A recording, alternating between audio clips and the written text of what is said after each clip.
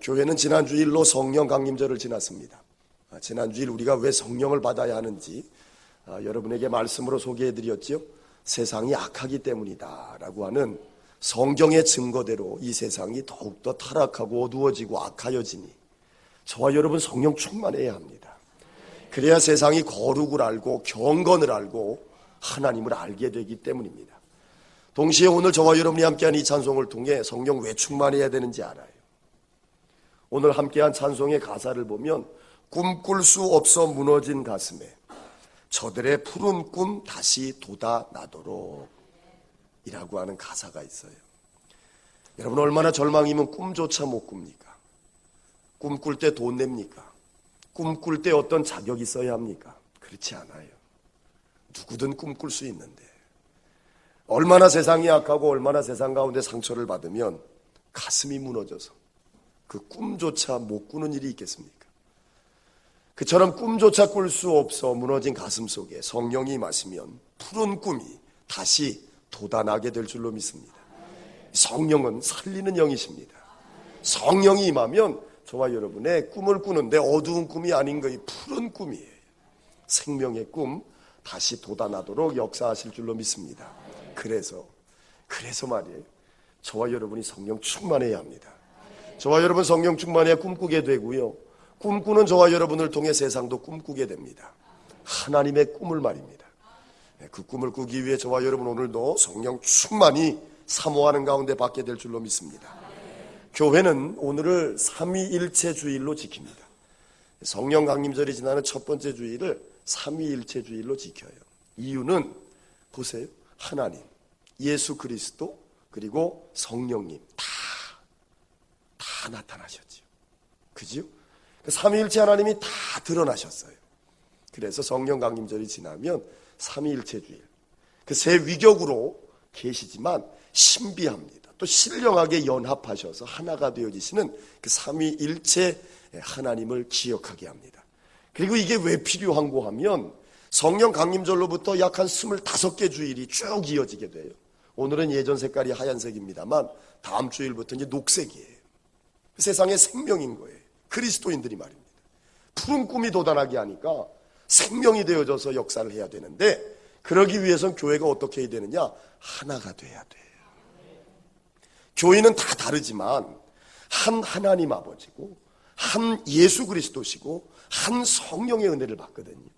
저와 여러분이 하나로 연합해야 돼요. 마치 삼위일체 하나님이 세 위격으로 존재하시지만 신령하고 묘하고 신비롭게 연합하시고 하나가 되어지심과 같이 교회가 하나 되어져야 합니다. 그래야 이 교회를 통해 하나님의 역사하심이 세상을 하나님의 나라로 바꾸어 갈 수 있거든요. 저와 여러분이 하나가 돼야 돼요. 옆에 분하고 인사합니다. 우리는 하나입니다. 시작. 우리는 하나입니다. 우리는 하나입니다. 삼위일체 하나님의 연합하시고 하나 되어지심 저와 여러분이 오늘을 지나며 기억하고요. 또 온 교회가 하나 되어져서 이 세상 가운데 하나님의 꿈을 이루어드리는 귀한 역사 감당했으면 좋겠습니다. 공경희 씨라고 하는 분이 계세요. 전문 번역가로 활동을 하시는 분입니다. 이분이 번역을 한 책 가운데 고든 리빙스턴이라고 하는 저자가 쓴 How to Love라고 하는 책이 있습니다. How to Love, 사랑하는 법이라고 하는 제목이에요. 근데 이 제목의 책을 번역을 하는데 이 공경희 씨가 제목을 참 멋들어지게 만들었습니다. 뭐라고 만들었냐면 서두르다 잃어버린, 머뭇거리다 놓쳐버린 이라고 우리말로 바꿨어요. 참 절묘한 것 같아요. How to Love, 사랑하는 법인데 사랑이라는 주제거든요. 젊은이들, 특히 결혼을 앞둔 젊은이들에게 인생이 뭐고 결혼이 뭔지를 이 고든 리빙스턴이라고 하는 작가가 쓴 거예요. 근데 이걸 이제 번역을 한 건데 이 번역을 하면서 사랑하는 법 뭐 이렇게 단조롭게 번역을 하지 않고요. 뭐라고 했냐면 서두르다 잃어버린 거, 머뭇거리다 놓쳐버린 거. 그게 뭐냐면 사랑이거든. 저와 여러분이 인생을 살다 말입니다.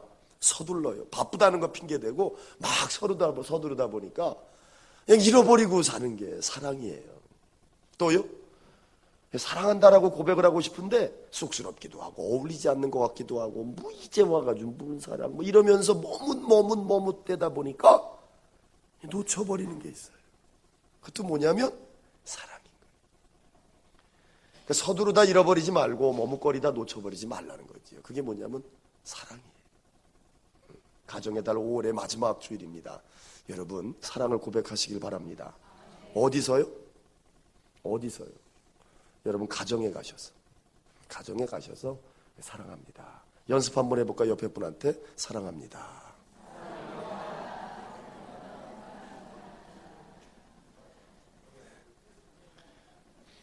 제가 왜 눈을 시퍼렇게 뜨고 쳐다봤는지 아시죠? 사랑합니다니까 사랑합니다. 그래서 뭐 어떻게 하라고요? 사랑합니다. 사랑합니다. 이래야 되는데 사랑합니다. 이러지 마세요. 눈도 좀 쳐다보란 말이에요. 다정하게. 똑바로 쳐다보지 말고 다정하게 쳐다보면서 다시 한번 마음에 들게끔 한번 해보는데 집에 가서 이렇게 하시는 거예요. 아셨죠? 서두르다 잃어버리고 멈칫거리다 놓쳐버리는 게 이거니까 연습 잘하고 가셔서 꼭 하셔야 돼요. 아셨죠? 자, 다시 한번 하겠습니다. 시작. 사랑합니다. 사랑합니다. 사랑합니다. 사랑합니다. 사랑합니다. 딱 한 분이 안 하셨어요. 그래서 그분 하실 때까지 합니다. 다시 사랑합니다. 시작. 사랑합니다. 사랑합니다. 사랑합니다.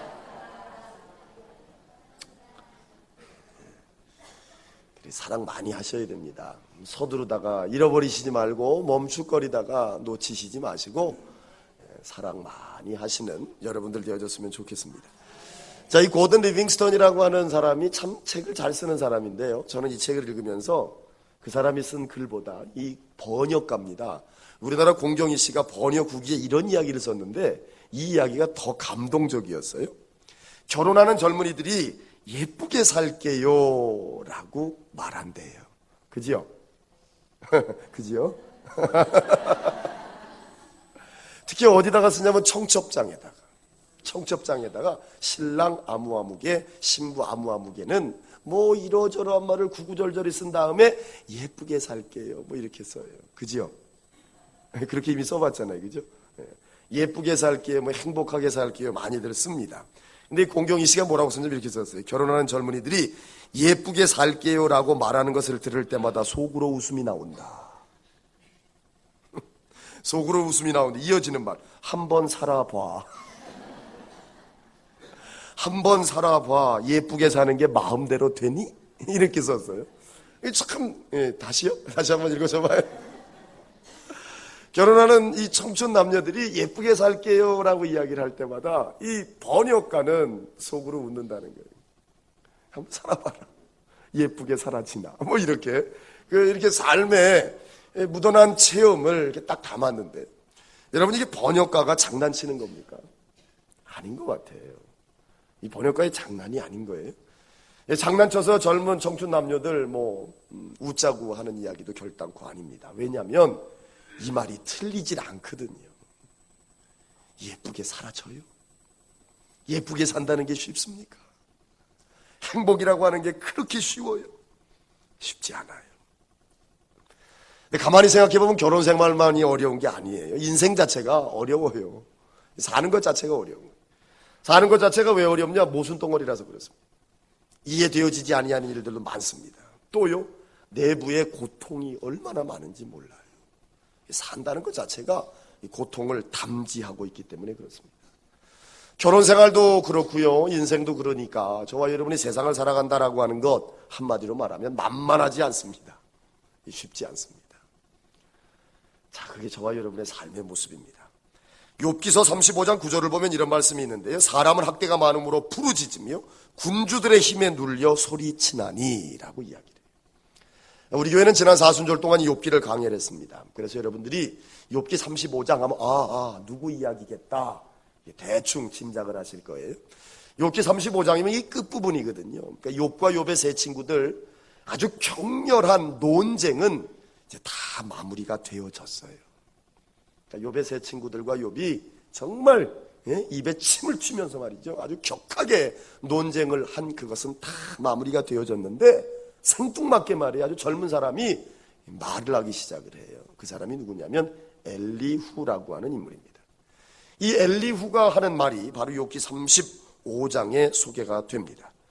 자, 이 엘리후가 무슨 이야기를 하냐면 욥과 욥의 세 친구에 비하면 나는 너무나도 연소한 그 젊은이다. 그래서 어르신들이 이야기한 거 가만히 듣고만 있었는데 도저히 내 더 이상 못 듣겠다. 젊지만 내 한마디 해야겠다. 라고 하면서 욥기 35장에서 엘리후가 이야기를 시작합니다. 왜 이야기를 시작하는가 하면 욥과 욥의 세 친구들이 나이도 많고 경험도 많고 지혜도 많다라고 하지만 그 격렬한 논쟁 가운데 답을 못 내더라는 거예요. 그래서 어떻게 하려고요? 라고 하는 질문에 대한 대답을 내놓지 못하라는 거예요. 해결책을 내놓지 못하더라는 거죠. 그래서 귀담아 듣고 있던 엘리후가 안 되겠다. 내가 한번 이야기해 보겠습니다. 해결책을 한번 내가 이야기해 보겠습니다. 라고 이야기를 하는 게 욥기 35장. 그 얘기를 하는 엘리후의 말 가운데 사람은 학대가 많음으로 부르짖는다 라고 이야기를 해요. 자, 이 학대라는 말 별도로 여러분에게 설명하지 아니하여도 여러분 잘 아실 겁니다. 세상에 존재하는 그 모든 고통을 총망라하는 대단히 포괄적인 단어입니다. 실제 히브리어를 찾아가 보면 이 학대가 학대들 이렇게 복수형으로 사용되어지고 있습니다. 학대가 종류가 한두 개가 아니고요. 그 학대라고 하는 것이 우리의 삶의 아주 넓은 부분에 걸쳐 광범위하게 펼쳐져 있다는 거예요. 어디에만 학대가 있고 어디에는 학대가 없다라는 게 아니라 삶의 모든 자리마다 이 학대란 거는 누군가는 괴롭히고 누군가는 괴로움을 당하는 건데 이 학대의 모습이 존재한다라고 하는 의미를 담고 있습니다.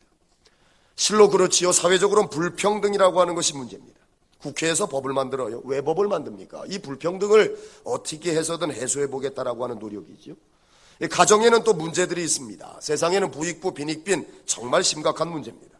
세계적으로는 강대국과 약소국의 문제가 있고 또 우리의 삶의 자리에는 무언가 불합리한 법으로 인하여 나타나는 문제들도 아주 비일비재합니다.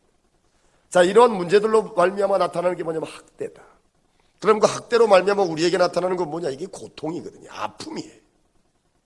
그 학대가 문제가 되어지는 이유는 뭐냐면 세상이 만만하지 않은 이유는 뭐냐면 이렇게 학대가 존재하고 이 학대라고 하는 것이 아픔인데 이 아픔이라고 하는 것이 어느 시대 어느 사회 어떤 나라에나 존재해 왔고 지금도 존재하더라고요.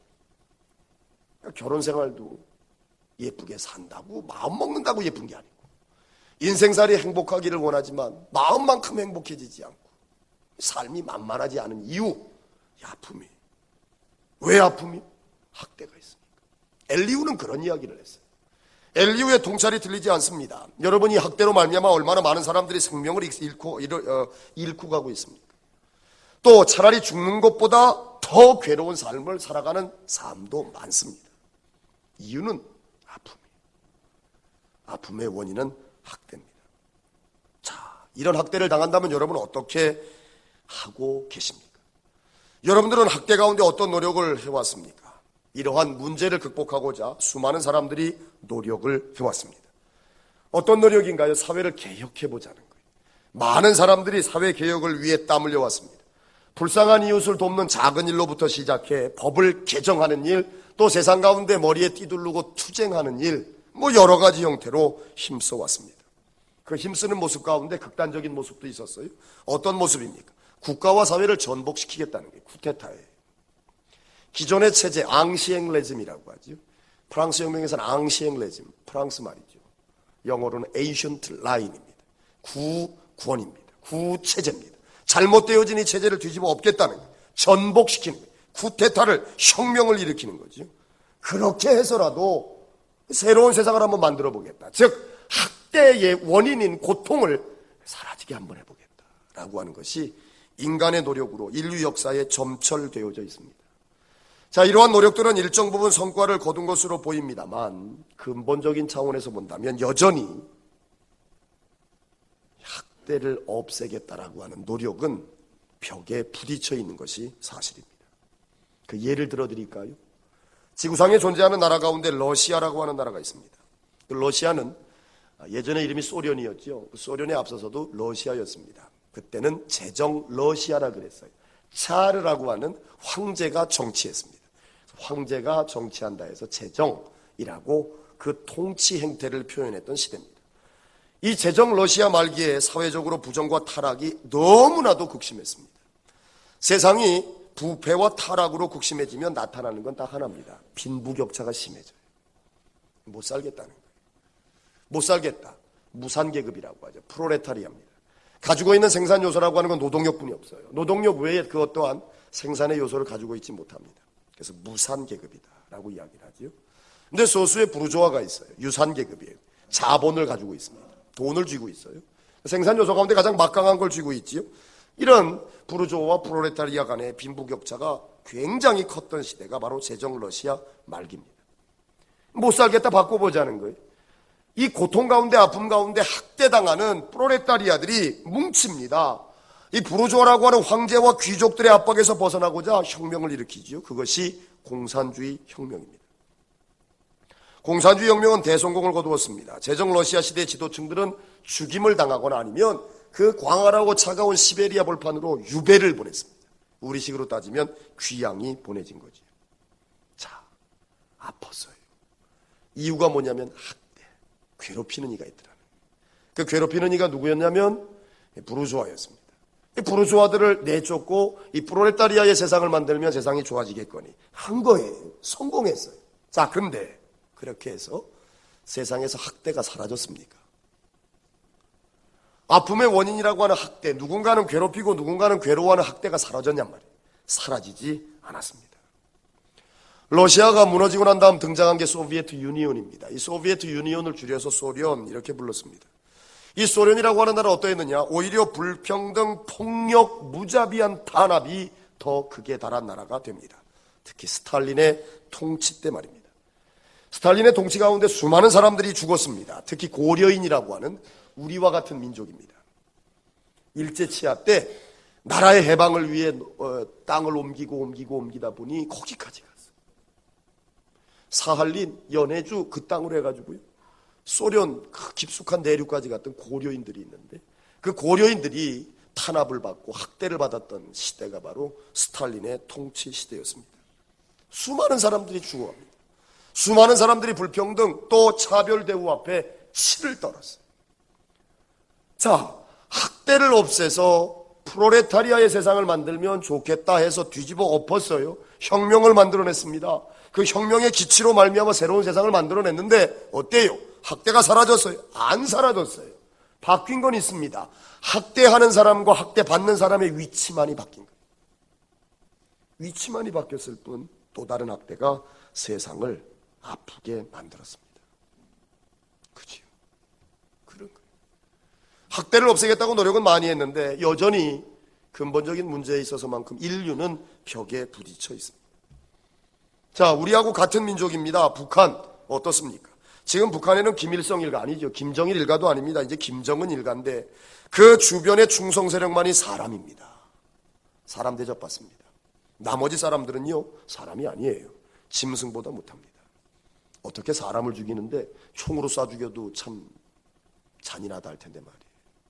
어마어마한 대포를 들이대가지고 사람을 죽입니까? 사람 대접 안 하는 거죠. 그런 얘기하면 주무시면 어떻게 해요? 그 대포 앞에다 갖다 놓을까요? 주무시는 분 앞에다 그 대포 하나 갖다 놔야 정신을 버쩍 차려가지고 야, 이거 내가 잘못하다가 이거 대포 맞겠다. 정신 차려야지. 이렇게 되나요? 원하시면 조창모 장로님 그 대포 하나에 얼마 할까요?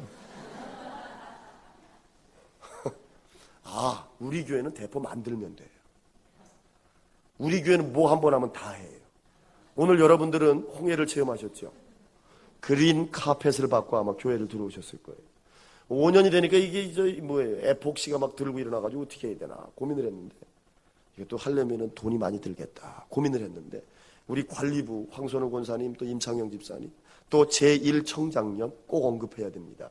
김동군 집사님 또 하민호 집사님 그리고 선교부장님이신 강석철 장로님 또 문화부장님이신 이상민 장로님 정말 수고 많이 하셔가지고 어제하고 오늘에 걸쳐서 만들어 놓는데 보셨지요? 안 보셨어요? 안 보신 분들은 그 에폭시 마르기 전에 갖다 다 세워놓을 거예요. 거기다가 쩍 붙게 들어오실 때 좀 반짝반짝 세상이 빛나지 않던가요? 안 될 것 같은데 이제 다 하시더라고요. 목사가 저 좋은 분들을 위해 대포 하나 필요해요 그러면 누군가가 만들어낼 것 같아요. 최인혁 집사님 많이 봤죠? 설계만 해주세요. 설계만 하면 누군가가 만들 겁니다. 우리 김지윤 집사님하고 또 김인혁 청년은 최첨단 SS 기업을 다니니까 뭐 전자와 관련된 건 다 가져올 것 같고, 하여튼 뭐 은사들이 많아가지고요, 대포 만들면 제가 여기다 갖다 딱 세워놓을게요. 주무시는 분들 향해서 딱 세워놓을게요. 그러니까 이제 다들 눈을 뜨시네. 근데 만약에 또 눈이 감기잖아요. 아, 내 앞에 대포가 있다. 잘못하다 나 이거 대포에 날아간다. 이 생각을 하시면 잠이 좀 깨실 거예요. 할렐루야. 주무시면 안 돼요. 고개 숙이지도 마세요. 고개 숙이지 마세요. 예배당에 가서 고개 숙이는 거 뭐라 그랬어요? 아담과 하와가 죄를 범하고 난 다음에 하나님의 낯을 피했습니다. 낯을 피하니까 좋은 일이 있든가요? 나쁜 일이 있든가요? 목사가 협박하는 게 아니고요, 나쁜 일이 생깁니다. 예배당에 와서 목사 얼굴 안 쳐다보는 만큼 이게 참 문제될 일이 없습니다. 왜요? 예배당까지 와가지고 목사의 얼굴을 안 쳐다봐요. 제 얼굴이요 그래도 인정받는 얼굴이라니까요. 내가 또 이야기해야 돼요? 아, 그래도 인정을 받는다니까요. 그거 부인하는 사람은 빨리 병원 가보셔야 돼요. 봐줄만은 안 해도 인정은 받는 얼굴입니다. 고개 숙이면 안 돼요. 우리 이용예 권사님의 웃음소리에 제가 지금 맥을 놓쳤어요. 어디까지 했어요? 아, 대포. 주무시는 분. 아니, 사람을 말이에요, 충성 안 한다고요. 예? 말 한마디 그냥 지나가는 김에 못하니까. 아니, 나라님도 잘못하면 뭐 없을 때는 욕하는 법인데요. 그렇게 해도 되겠어? 젊은 사람이 뭐 한마디 했다고 그냥 대포로 날려버리는 나라가 바로 그 나라입니다. 무자비하게 백성을 학살하고 탄압합니다. 불쌍한 동포들은 사선을 넘나들고 있습니다. 지금 이 시간도 탈북, 사선이에요. 잘못하면 죽습니다. 그런데 죽느니만 못한 거예요, 이 고통이. 차라리 죽는 게 편할 수도 있겠다. 죽음과 내 탈북과 동등 가치가 돼버린 거예요. 사선을 넘나드는 사람들이 우리 동포들로 존재하고 있습니다. 자, 북한이 뭐하는 체제였습니까? 해방 후에 지주와 농노들의 그 어떤 불공정한 경제 구조를 바꿔보자. 토지 몰수했고요. 토지 몰수하고 난 다음에 재분배한다라고 했습니다. 그대로 했어요. 우리나라 이승만 정권은 유상으로 했습니다. 토지 몰수와 분배를. 근데 김일성은 무상으로 했거든요. 무상으로 걷어들여가지고 무상으로 나눠줬어요. 그러니까 북쪽에 있는 사람들이 환영을 했어요. 근데 문제는 뭐냐? 무상으로 나눠주고 난 다음에 다시 몰수를 했습니다. 그게 북한 체제의 허구성인데, 우리나라에서 지금 무슨 혁명 이야기하고요, 주체사상 이야기하는 사람들 그 이야기 시비를 걸어요. 남한의 이 토지개혁은 유상으로 이루어졌기 때문에 완벽한 이 토지개혁이 아니다. 반면 북쪽에서는 무상으로 이루어졌다. 맞아요. 거기까지는 맞는데 그 다음을 왜 얘기를 안 하냐. 그 다음 김일성은 다시금 다 몰수했습니다. 결국은 토지개혁이 아니죠. 국가가 다 소유해버린 거예요. 시작은 아픔을 없애겠다는 거예요. 학대를 없애겠다는 거예요. 행복하고 예쁘게 살자는 거예요. 근데 그렇게 사냔 말이에요. 안 살아요. 현실의 삶이 그렇습니다. 많은 사람들이 노력해 사회는 변화됐다라고 말할 수는 있을 겁니다. 하지만 과거 사회보다 발전했다라고 장담할 수 없습니다. 과학의 열매로 편리해졌다라고 이야기할 수 있습니다. 하지만 편리가 행복을 담보하지는 못합니다. 편리하다라고 해서 행복해요? 아니에요. 옛날이나 지금이나 인생에는, 이 세상에는 행복과 슬픔, 웃음과 울음의 이중창이 여전히 저와 여러분의 가슴을 아프게 울려 퍼지고 있습니다. 어떻게 해야 예쁘게 삽니까? 청춘 남녀가 결혼을 하면서 예쁘게 살게요 라고 이야기했는데 번역 작가는 속으로 웃었습니다. 그게 말로 되지 않거든요. 만만치 않은 세상 어떻게 살아야 합니까? 이 아픔과 학대가 존재하는 이 세상 어떻게 살아가야 합니까? 여러분은 고민해 보셨습니까? 여러분은 나름 세상을 바꿔보려 노력해 보셨습니까? 세상은 둘째치고 여러분의 삶을 새롭게 해보고자 노력하셨느냐는 겁니다. 좌절입니다. 바꿔보고 싶지만 바꿔지지 아니하는 학대와 고통과 아픔이 남겨지는 이 세상의 좌절 앞에 여러분은 어떻게 살아가십니까? 그 좌절의 질문 앞에 성경이, 하나님의 말씀이 오늘 본문을 통해 말씀하십니다. 그 말씀을 줄여보면 하나님께 나아가라는 것입니다. 학대가 있어가지고요, 아파요, 힘들어요, 피눈물이 납니다. 그럴 때 어떻게 해야 되느냐? 하나님께 나아오라는 거예요. 오늘 본문 1절을 보면 이렇게 말씀하죠. 오호라 너희 목마른 자들아 물로 나아오라. 돈 없는 자도 오라. 너희는 와서 사 먹되 돈 없이 값 없이 와서 포도주와 젖을 사라. 아멘. 학대 가운데 고통당하는 인생을 향해 하나님이 말씀하십니다. 오라는 거예요. 내게로 오라라고 말씀을 하고 있습니다. 은혜롭지요? 한번 나아가 보고 싶습니다. 이 말씀이 저와 여러분을 위로하는데 이 말씀을 묵상하는 목사의 마음에는 위로만이 아니었어요. 심한 책망으로도 들렸습니다. 왜요? 하나님은 이렇게 나아오라. 돈 없이 값 없이 와서 포도주와 젖을 사라 라고 말씀하시는데도 안 와요. 하나님 앞에 안 나간단 말이에요. 하나님 앞에 나아가지 아니하는 모습이 저와 여러분의 오늘 이 시간 직전까지의 모습은 아니었는가. 하나님은 계속해서 그럼에도 불구하고 와라 와라 와라 내게로 오라는 것. 은혜도 되지만 그 말씀을 버젓이 들으면서도 삶의 슬픔과 고통과 아픔의 자리, 좌절의 자리에서 하나님 앞에 나아가지 아니하고 세상을 돌아보고 나름의 인간적인 지혜와 인간적인 해결책을 찾아보려고 몸부림쳤던 저와 여러분의 모습이 기억나니 이 말씀은 하나님의 책망으로도 들립니다. 하나님은 분명 저와 여러분을 짐승, 새보다 월등히 뛰어나게 만드신 줄로 믿습니다. 말씀이 말씀하니까 말이에요. 보시기에 심히 좋았더라라고 하셨거든요. 하나님의 형상을 담아 놓으셨습니다.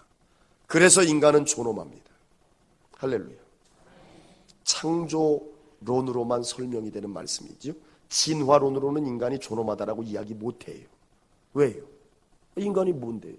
원숭이인데 원숭이 존엄하다고 생각하십니까?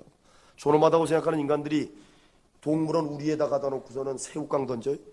그러면 안 되지요. 진화론을 믿는다라고 한다면 이 원숭이를 조상으로 잘 섬겨야 돼. 받들어야 돼요. 맞잖아요. 어디 제사상에다가 물고기를 올립니까? 원숭이보다 앞선 조상은 물고기예요. 물고기를 진화론으로 조상이라고 하면서 제사상에다 올려놓고선 젓가락 두드리면 그게 말이 되냐 말이야. 안 되는 거예요. 인간이 존엄한 건 하나님이 하나님의 형상을 담아 창조하셨기 때문인 줄로 믿습니다. 그 인간이 만물의 영장이 되는 거예요. 유일하게 하나님의 형상을 담고 있으니까 만물 가운데 영장이 됩니다. 자, 그런데 말이에요. 하나님이 그렇게까지 창조하셨는데 아니 어떻게 된 게 이 인간들이 하나님을 안 찾습니다. 수구조심이라 여우도 죽을 때는 지 머리를 고향을 향해 둡니다. 연어도요. 산란하고 죽기 전엔 고향을 찾아서 이 강물을 거슬러 올라가요. 근본을 안다는 겁니다. 그런데 만물의 영장이라고 하는 인간들은 근본을 몰라요. 근본이 하나님이신데 하나님을 찾으려 하지 않습니다. 하나님이 문 걸어 잠그고 오지마 라고 했다면 이해가 되지만 하나님은 계속해서 와라. 값없이 돈 없이 와서 포도주와 젖을 사가라. 말씀하시는데도 안 와요. 세상의 사람들은 그렇다 치지만 그리스도인이라고 하는 사람들 교회에서 들어요. 그런데도 안 찾아요. 하나님을 안 찾아요. 왜 하나님을 안 찾습니까? 아주 간단하게 생각하면 인간들이 짐승만도 못하게 살고 있기 때문에 그래요. 짐승도 그러고 사는데 인간이 만물의 영장이라고 하면서 근본인 하나님을 찾지 않는다는 건 뭐냐? 짐승만도 못하게 살고 있기 때문에 그런 거예요. 맞잖아요. 짐승도 그런데 인간이 그렇게 못 산다고 하는 건 짐승만도 못한 거예요. 성경을 보면 예수님께서 마태복음 6장 26절 이하에서 공중에 나는 새를 봐라 그랬습니다. 들에 피어있는 백합화를 봐라 라고 이야기했습니다. 뭐라고 이야기하시냐면 야 하늘을 나는 새를 봐. 새들이 씨앗을 뿌리고 농사 짓디? 먹을 거를 만들겠다고 농사 짓는 새 봤냐? 라고 물으세요. 들에 핀 백합화를 가리키면서 뭐라 그러시냐면 야 백합화가 좋은 옷 입겠다고 천을 짜고 길쌈을 하는 거 봤냐? 예수님이 물으십니다. 어떻습니까? 공중에 나는 새와 들에 핀 백합화는요 농사 짓지 않아요. 길쌈을 하지 않습니다. 왜요? 하나님이 먹이시고 하나님이 입히시니까. 자, 여기 생각해보면 새와 백합화가 저와 여러분보다 행복해 보여요. 왜요? 먹을 거 입을 거 고민 안 하니까. 인간이 왜 고통을 당합니까? 왜 학대라고 하는 문제가 생겨나느냐면 이 먹을 거 입을 것 때문에 그래요. 먹을 걸 더 많이 갖겠다고요. 다른 사람, 힘센 사람이 힘 약한 사람을 눌러버리니까 이게 학대예요. 그게 점입 가경이 되니까 불평등이 돼버렸어요. 그러다 보니까 혁명으로라도 바꿔버리자, 이 난리통이 나는 거예요. 근데 단순하게 먹을 것, 입을 것을 고민하지 않으니까 새하고 백합화가 행복하냐? 아닌 거예요. 그럼 인간들은 먹을 거, 입을 게 없어서 고통스러운 거냐? 아니에요. 정확하게 이야기해 드릴까요? 인간이 왜 고통을 합니까? 왜 학대를 느낍니까? 먹을 거, 입을 거의 문제가 아니라 인간들이 고민하는 건 뭐냐면 더 좋은 것을 먹겠다고 그래요. 더 좋은 것을 입겠다고 설치입니다. 더 좋은 걸 생각하는 게 문제예요. 먹을 거, 입을 거는 하나님이 책임졌어요. 인생이 만족을 안 해요. 만족을 안 하면서 어떻게 하냐면 더 좋은 것 먹겠다고, 더 좋은 옷 입겠다고 약한 자를 짓밟습니다. 내가 더 가져야겠다는 거예요. 탐심입니다. 골로새 3장에서 우상 숭배다라고 이야기하는 이 인간이 갖고 있는 탐심, 즉 욕심, 이게 문제예요. 이게 스스로도 고통을 당하지만 다른 사람의 눈에 피눈물을 나게 합니다. 학대가 만들어지는 거예요. 사람은 하나님의 형상을 따라 사람으로 지음받은 것에 만족하지 못합니다. 더 했어요. 그래서 원한 게 뭐냐면 하나님이 되겠다는 거예요. 내가 하나님이 되겠다는 겁니다. 그래서 어떻게 했어요? 선악을 알게 하는 나무를 따먹습니다. 이게 인간의 욕심이에요. 그러면 물어봐요. 하나님이 되면 인간은 만족할까요? 인간은 하나님이 돼도 만족을 안 합니다. 하나님이 된 다음에 인간은 뭘 꿈꾸냐면 하나님보다 더 위대해지기를 꿈꿉니다. 하나님보다 더 높아지기를 꿈꿉니다. 인간이 가지고 있는 욕심이에요. 욕망이고요. 탐심입니다. 이 욕심이 어떤 일을 만들어냈냐면 인류를 행복은커녕 망가뜨리고 있습니다. 더 좋은 곳에 시선이 가다 보니까 지금은 더 좋은 게 없으니까 현실은 원망으로 가득 찹니다. 원망으로 가득 찬 사람들이 하나님을 찾지도 아니하고 찾는 것, 감사 생각도 못합니다. 왜요? 불만과 불평이 가득 차 있는데 무슨 감사를 합니까? 안 해요. 심지어 고통을 당해도 하나님을 안 찾습니다. 좌절과 환난을 겪으면 그래도 하나님 앞에 나아가 하나님 눈물로라도 말이에요. 하나님 앞에 호소하고 하나님 앞에 구할 것 같은데 안 찾아요. 나아가지를 않습니다. 그러면 인간이 무슨 짓을 하느냐? 하나님 앞에 나아가지 아니하면 자기가 해결하겠다고 달려들어요. 하나님을 찾기보다는 자기의 의견을 이야기합니다. 인간적인 의로움을 앞세웁니다. 인간적인 지혜를 앞세웁니다. 인간적인 해결책을 내놓습니다. 근데 인간적인 의로움과 인간적인 지혜와 인간적인 해결책은 문제를 해결하지 못해요. 어떤 일을 만들어내냐면 상처를 더 깊게 합니다. 보세요. 인간적인 의로움. 내가 의롭다는 거예요. 내가 의로우면 다른 사람은 하나 어떻게 의롭지 못해요. 상처를 만들어냅니다. 인간적인 지혜. 내가 똑똑하다는 거예요. 그러면 다른 사람은 바보 되는 거예요. 다른 사람은 멍청이 돼버리는 거예요. 내가 내놓은 인간적인 해결책이 높아요. 그럼 다른 사람들은 뭐? 바보 되는 거예요. 인간적인 의로움과 인간적인 지혜와 인간적인 해결책을 여러분 자랑하지 마세요. 내가 똑똑하다, 내가 대단하다, 나니까 했다. 그거 자랑할 게 아니라는 거예요. 왜요? 그게 다른 사람에겐 학대가 돼. 고통이 돼. 하나님을 찾지 아니하는 인간들은 이런 일을 저질러요. 그런데요, 하나님이 주시는 건 어떤 줄 알아요? 하나님이 주시는 의로움이 저와 여러분을 바보 만듭니까? 하늘의 지혜가 저와 여러분을 멍청이 만듭니까? 하나님이 허락하시는 해결책이 저와 여러분을 터무니없는 사람으로 만드냔 말이에요. 아니에요. 하나님이 의롭다 하시니까 하나님 앞에 나와 예배를 드리는 예배자 되게 하신 게 감사하고, 하나님이 지혜 주시니까 세상 가운데도 모든 이들에게 그리스도의 사랑을 전하며 함께 더불어 살아가는 하나 되어지는 삼위일체주일의 은혜를 받아 정말 삼위일체 하나님처럼 우리 교회도 하나 되고 세상을 품어낼 수 있는 힘을 갖지요. 하나님이 해결책 주시니까 다 해결이 되잖아요. 두 사람께 대포도 만든다니까요. 하나님이 주시는 의로움과 하나님이 주시는 지혜와 해결책은 상처를 치유합니다. 고통의 근본적인 문제를 해결해요. 그런데 인생이 하나님 안 찾아요. 그게 문제인 거예요. 세상 인생만이 아니라 교회 다닌다고 하는 그리스도인들도 하나님을 안 찾습니다. 찾는 게 고작 주일날 나와서 예배 드리는 거. 이 시간으로 만족하며 삽니다. 여러분, 새벽 기도에 나오라는 이야기 아니에요. 수요 예배 꼭 나와야 된다는 설교하는 거 아닙니다. 금요 성령 집회 죽을 일이 생겨도 나오라는 얘기 아닙니다. 여러분의 삶의 자리와 시간과 사건 가운데 그 자리에서 하나님을 찾으세요.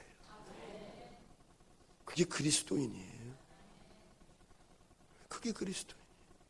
그렇게 살아봐요. 살다 보면 교회가 너무 좋아져요.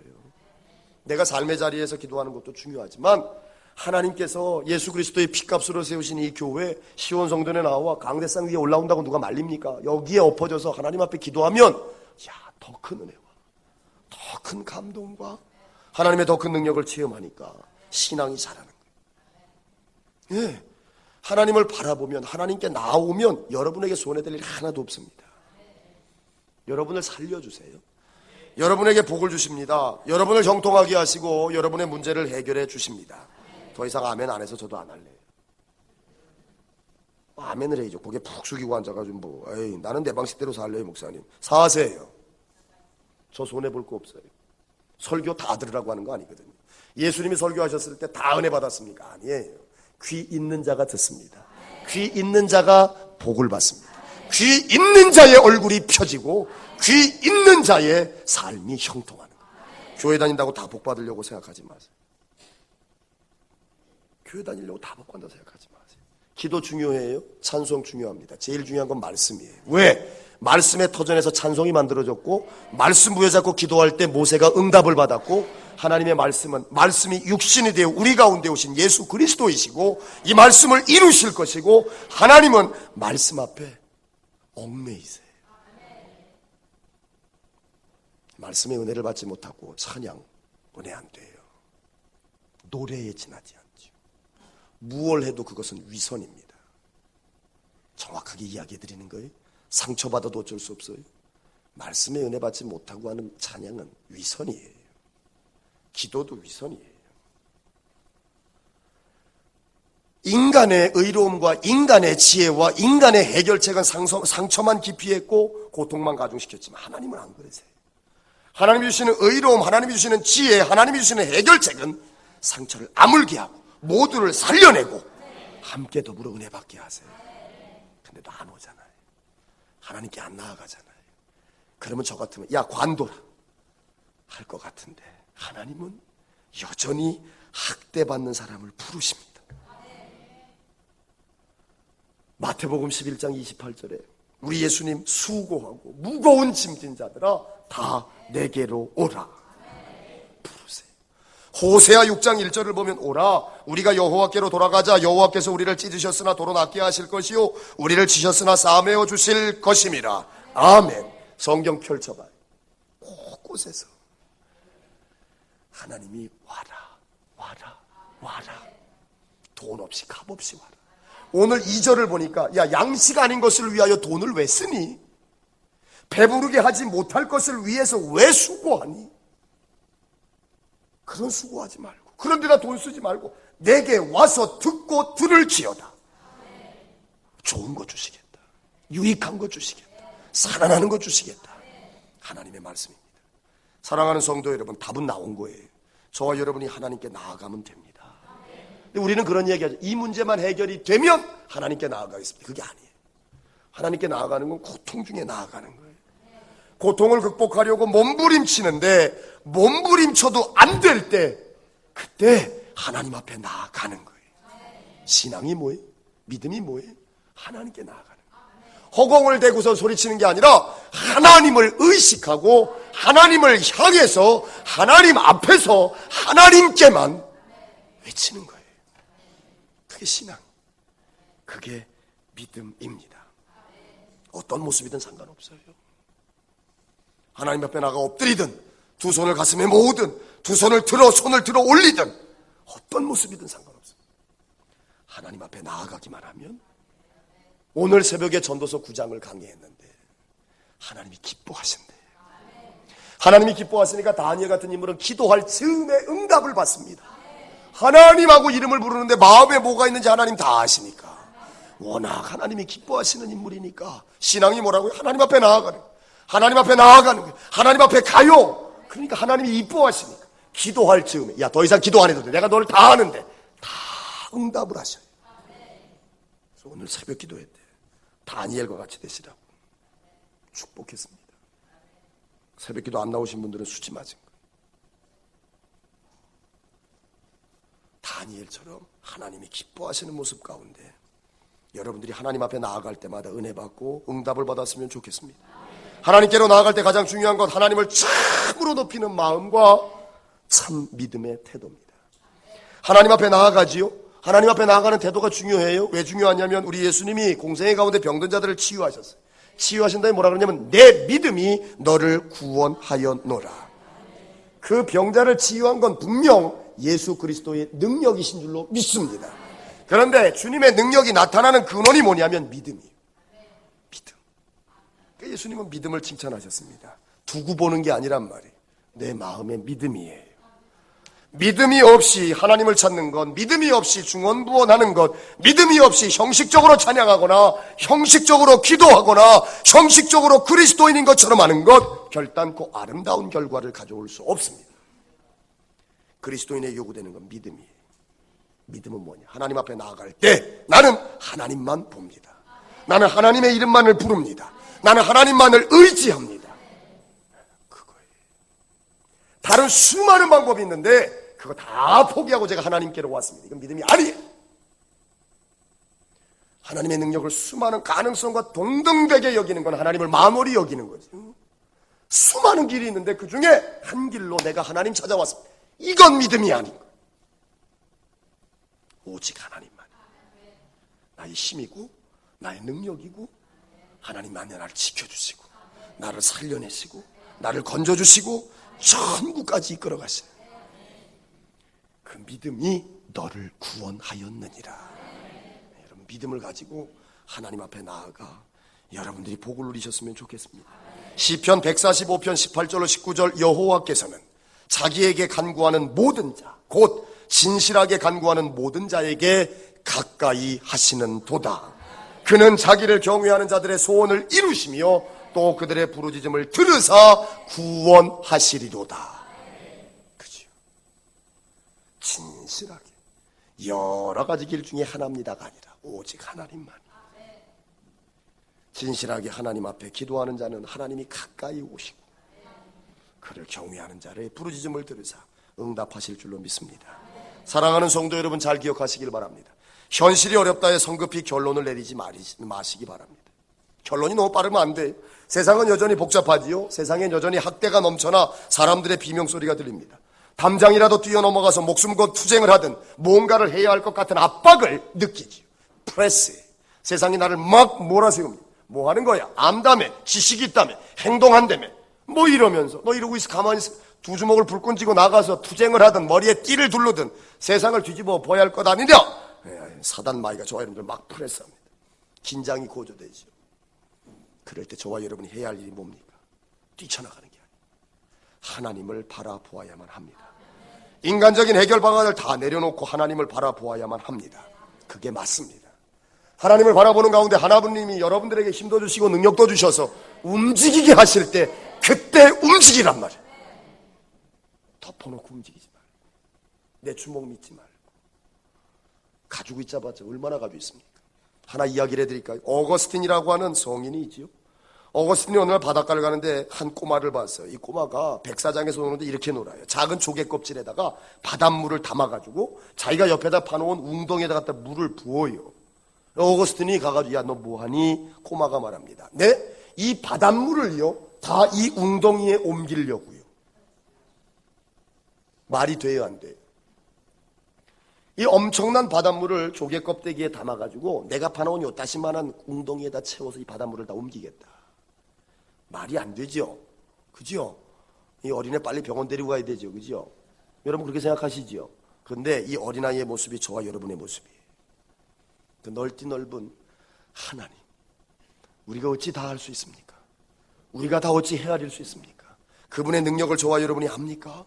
근데 왜 그분의 능력을 제한합니까?